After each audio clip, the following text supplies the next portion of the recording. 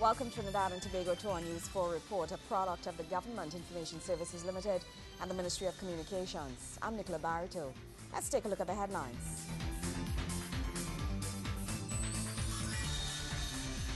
Plans ahead to reform and revitalize the URP program. The Minister of National Diversity and Social Integration underscores the importance of patriotism.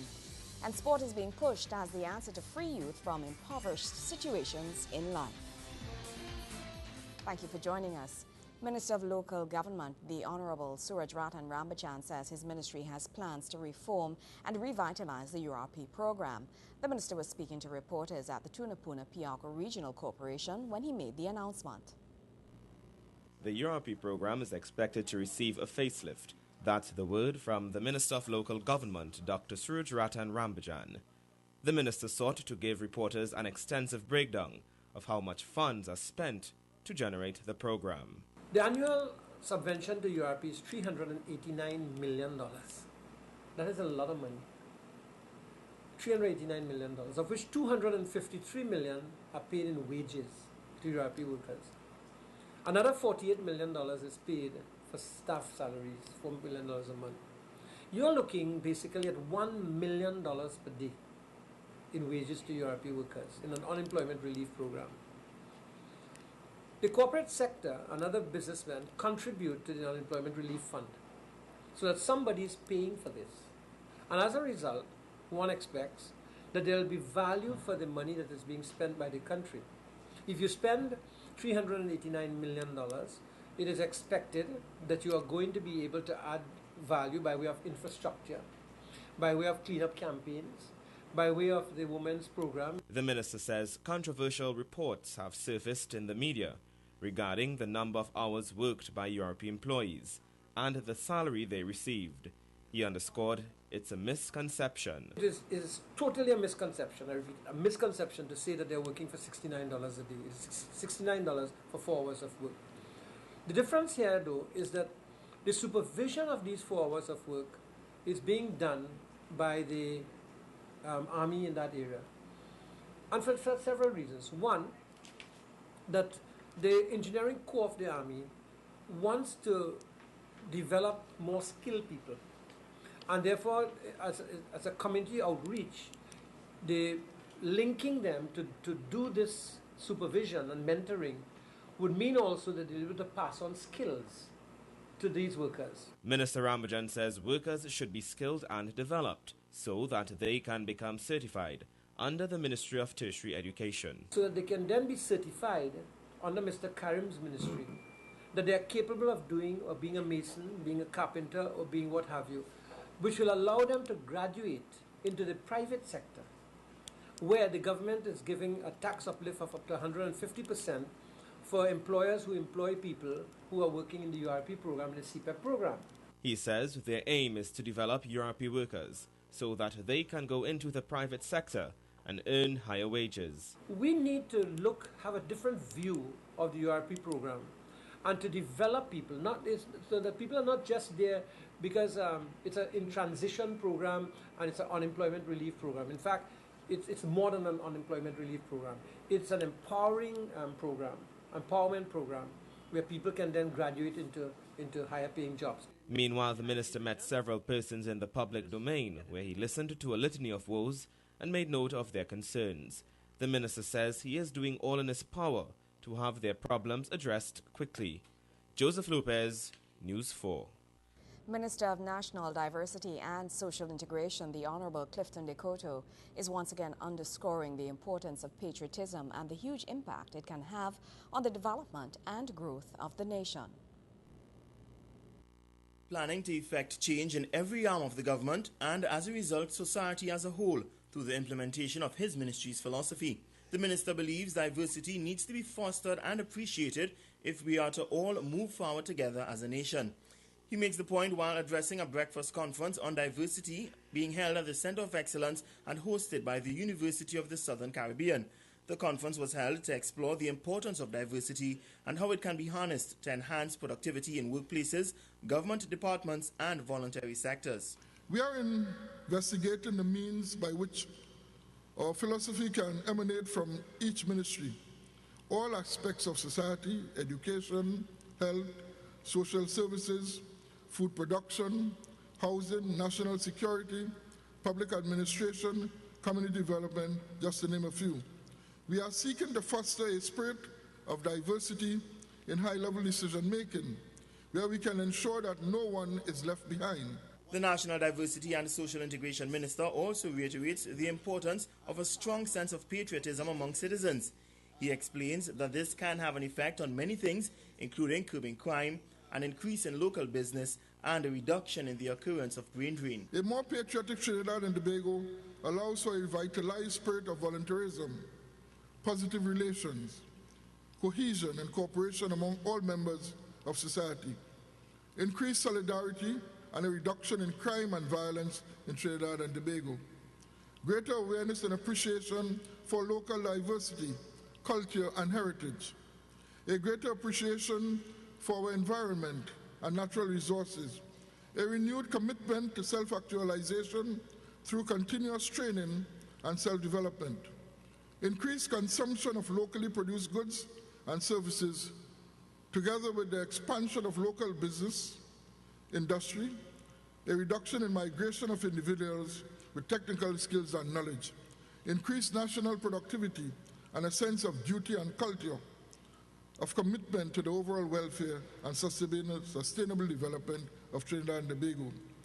It is this philosophy which supports our national strategy of sustainable development. Minister Decoto warns that unless Trinidadians and Tobagonians develop a strong sense of patriotism, the country will never fully develop. Unless our citizens are patriotic, we will not have peace, unity, love, and respect for each other, our accomplishments, and our plans. Unless our citizens are patriotic, we will not have diversity, for it is only when we put country first, casting aside our individual desires, that we can develop together holistically and fully. Gregory McBurney, News 4. More news after the break. Stay with us.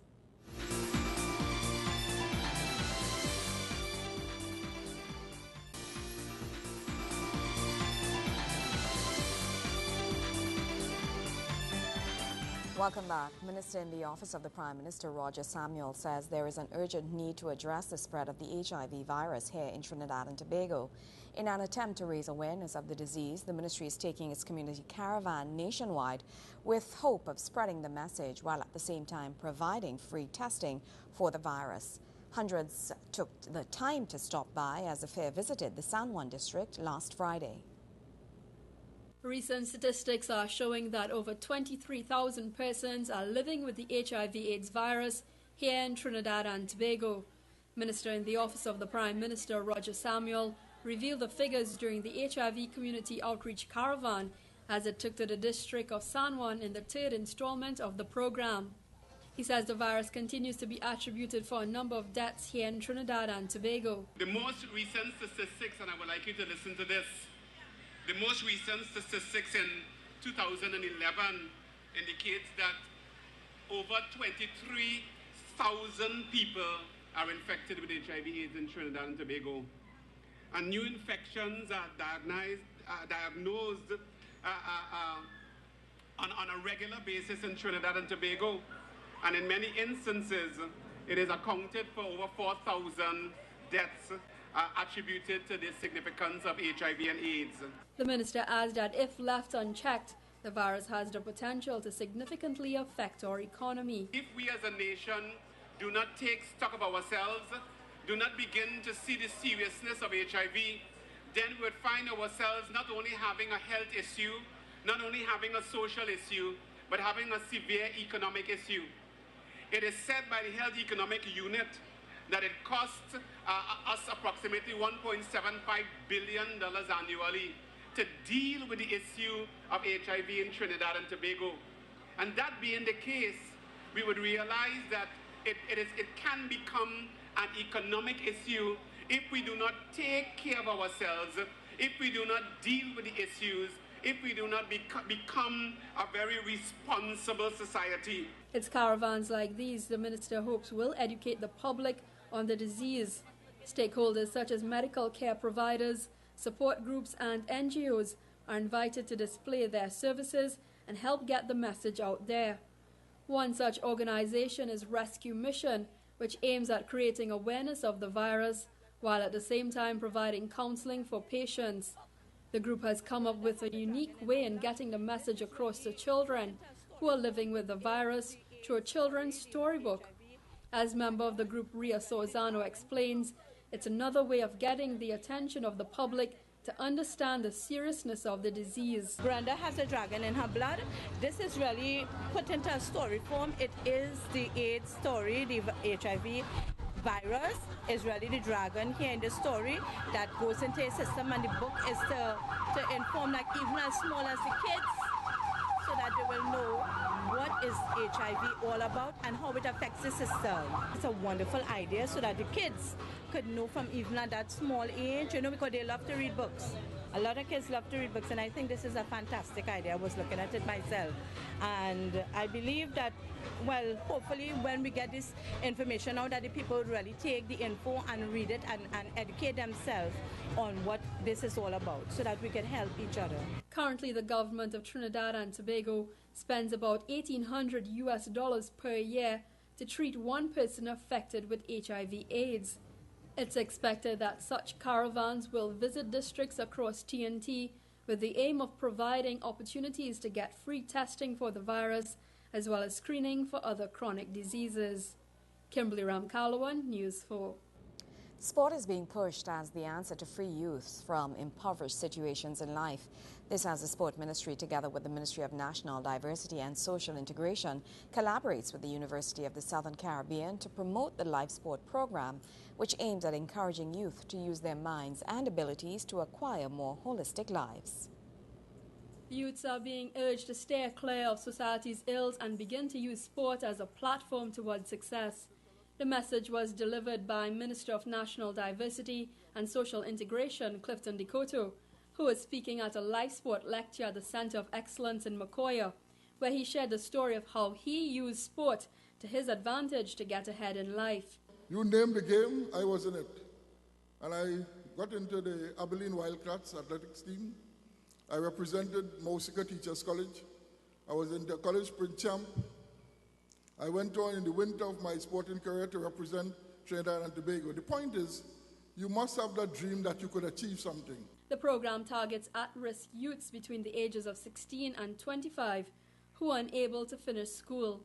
It's an initiative resulting from collaborative efforts between the Ministry of Sports and Youth Affairs and the Ministry of National Security, which looks at encouraging youths to participate in sport. Once potential is shown, they are provided with training and opportunities, together with other life skills. The event was organized in collaboration with the University of the Southern Caribbean and featured Dr. Samuel Batances, a motivational speaker from Chicago, USA, who told participants of the life he led, full of violence, and how he escaped it through educating himself. I just wanted to be in the streets, but nobody came by and say, hey, what you be about?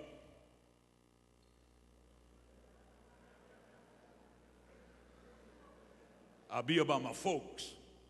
No, I'll be about my people. No, man, I had to say I'll be about myself. Nobody wanted me because I was just short, knock-kneed, very, very huggable like a little teddy bear.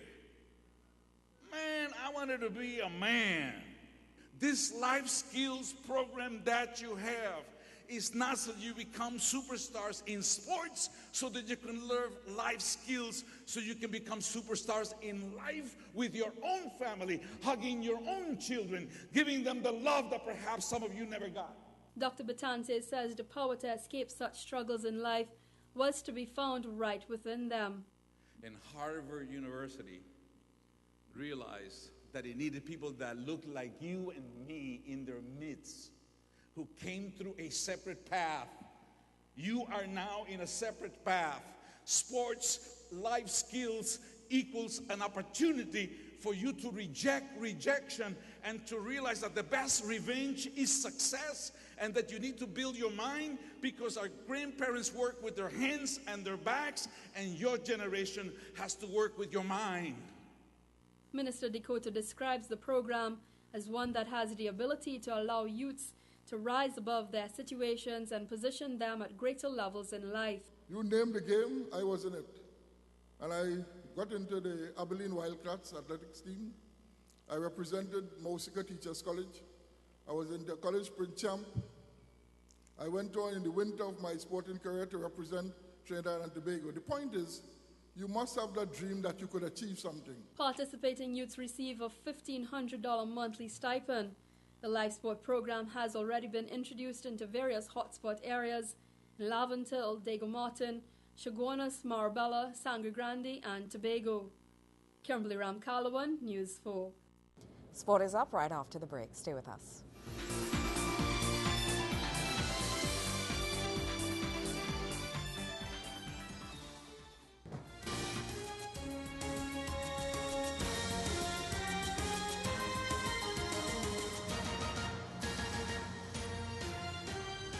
The lineup for the BGTT Big Five contest in the Secondary Schools Football League is almost confirmed, with only the Central and Tobago zonal winners still to be decided up to news time. The winners in Central will meet defending champion St. Anthony's College at the Attobolden Stadium in Couva in the Big Five semi-finals next Tuesday. St. Anthony's clinched their third consecutive North Zone title after a hard-fought 0-0 draw against Fatima College, which earned them a date with either Carapachama East or Chaguanas North. In the East, the winners are Rima North, and they will meet Presentation College of San Fernando, who captured the South title. That match will kick off the Big Five competition on Monday 29th at the Larry Gomes Stadium in Malabar. The winner of that match will meet the Tobago champs in the second semi-final on Wednesday 31st at the Dwight York Stadium. It looks likely that Scarborough will triumph in Tobago, as they are favorites to get past Mason Hall in their final zonal match on Wednesday. Staying with football, Trinidad and Tobago midfielder Kevin Molyneux is currently on trial with Dutch First Division club PSV Eindhoven. The former national under-20 and under-17 player has been at the club for the past week, following another stint at Belgium club Zulte Waregem. Molyneux completed 2 seasons at Orlando City in the USL Pro Division, taking home the league's Most Valuable Player award for the 2012 season. Now he's focused on continuing his career in Europe. Molyneux is back in Trinidad and wants to rejoin the national team in training ahead of the Caribbean Cup qualifiers in Trinidad from November 14th. In related news, midfielder Kaleem Highland, a former member, said he's expected to be back playing in 2 weeks' time after suffering a hamstring strain for Racing Genk earlier this month in the warm-up for a Europa League fixture in Switzerland. Highland was initially scheduled to join the TNT team in St. Kitts for the last phase of the Caribbean Cup qualifiers before the injury setback ruled him out. More news after this. Stay with us.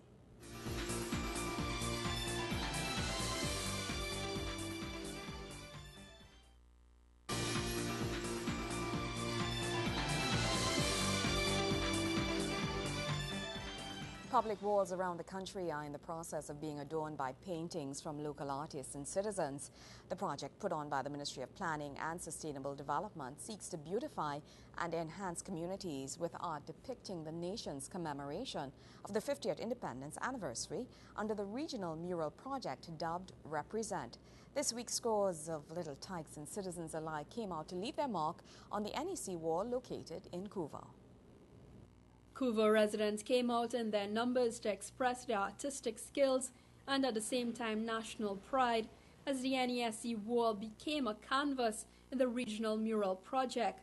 Local artists living within the Couva area were invited to create depictions representing our Jubilee Independence anniversary.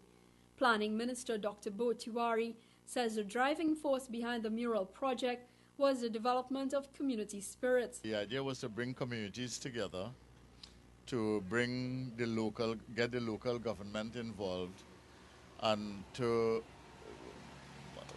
what can I say, develop community spirit really around the independence theme, and also to bring out young artists, people who just wanted to express themselves. If there were accomplished artists in the community, we didn't mind if they came out, and some of that has happened. Regional corporations are dedicating lengths of walls to professional artists and the public in the project dubbed Represent. Citizens are invited to paint messages and visuals commemorating the nation's 50th anniversary of independence. One resident commended the idea to allow citizens to come out and express the meaning of independence to them through the arts. I think the ministry, they were very creative to let all the kids and other people to paint on the wall. This could be like a whole strand to the near future, and it will be very nice if all the buildings and things could have this. Another artist says his depiction seeks to incorporate the wildlife of Trinidad and Tobago and gave youths the opportunity to showcase their artistic skills. They can encourage the youth Sunday to come off the streets and do something positive, and I believe that they should further this initiative to other walls around the country now. MP for the area, Ramona Ramdial, says the initiative is one that will visit communities across the nation. She hopes such paintings on the wall, which is located at the Couva roundabout and surrounds the NESE campus, will serve to inspire students attending classes at the location. We're here at the central location at the Point Lisas roundabout on the NEC compound, where we have a lot of young people, and of course the different associations represent painting on these walls here, murals, to celebrate our 50th year of independence. The day's activities provided not only a chance for citizens to leave their mark on the community, but an opportunity for families to come together and share the experience with neighbors. It's an initiative of the Ministry of Planning and Sustainable Development and targets beautifying public spaces over the 50th year of independence. With October having been declared National Patriotism Month, projects are ongoing across the nation. It's expected that the wall paintings will stay up for most of the year. Kimberly Ramkalawan, News 4. The TASA Association of Trinidad and Tobago held its prize-giving ceremony for the 2012 TASA competition and is being hailed as the best competition they've had in years gone by. President of the TASA Association, Mr. Vijay Ramlal Rai, says he's very pleased with the tremendous success the TASA competition have had this year. It's the 12th annual TASA competition, and though they have had challenges hosting this competition in the past, this year, he says, has been exceptionally well. We have always been the most unlucky competition in Trinidad because every year we suffer the rain, and artists and participants have to walk through mud to get to the stage. We were at Daybay Recreation, we were at Aranguez, we were all over the place, and all the venues had mud. So, and we were always unlucky because we had rain on that day for all the years, well, most of the years. So this year, I want to say thanks also to the sports company for giving us the opportunity to use this facility. And I want to say they gave it to us without any charge, without a cost. Mr. Ramlal Rai says through this competition, they hope to preserve the art form of TASA and to keep the tradition energetic. He also sought to clear the air on the controversial issue that surfaced following the association's call for the TASA to be named the second national instrument of Trinidad and Tobago. This is an art form that we are sustaining. We are trying to keep alive in a real national way. And as you would have seen from the emails and the blogs and the newspapers, we have asked for it to be declared the second national instrument after steel pan. And for some reason, the conversations in the social network went haywire. People were saying that others were calling for this to replace the steel pan. And, you know, people were just getting totally wrong messages. We want to make it very clear. We are not asking for it to be replaced by steel pan at all, or replace it from steel pan. Steel pan is the first, and we accept that, and that is the fact. We were just asking for it to be considered to be the second after steel pan, because both instruments, as we know it, have been created in Trinidad and Tobago. He says it's more than a competition. Although there were winners, the real victory was the ability to bring people together of different backgrounds, coming together to have fun. The president urged the contestants to keep working together with the association to help improve the competition in the future.